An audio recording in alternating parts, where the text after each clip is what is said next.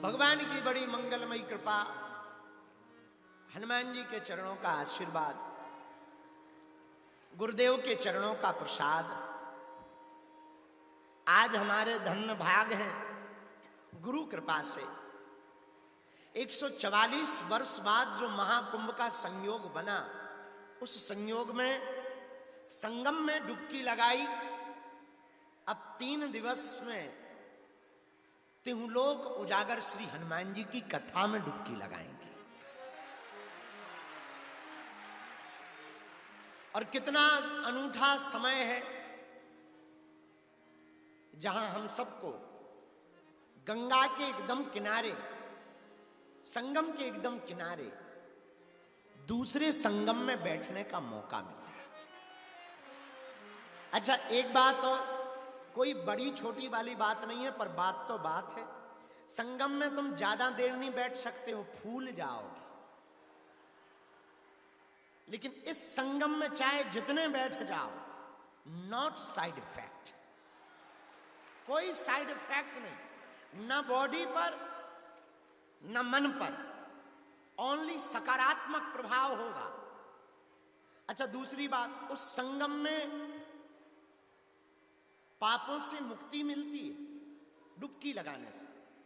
इस संगम में भी संकटों से बचने की युक्ति मिलती है।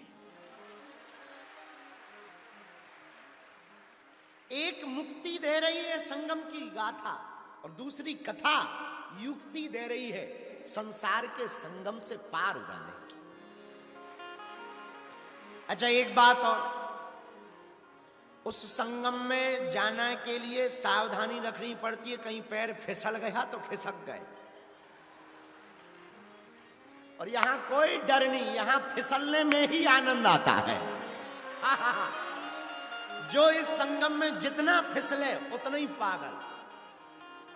वो बात अलग है कि वीआईपी कभी नहीं फिसलते, क्योंकि इन्हें अपनी कुर्सी का बड़ा डर रहता है।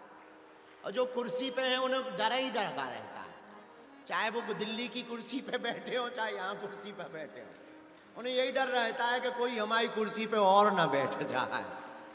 हाँ, लेकिन फिसलने वाले तो ये पागल बैठे हुए हैं। भैया, एक बात और, उस संगम में और इस संगम में, उस संगम को स्नान करते हैं तो तन की शुद्धि होती है, पापों की मुक्ति होती है। पर कथा संगम में स्नान करने से मन की शुद्धि होती है।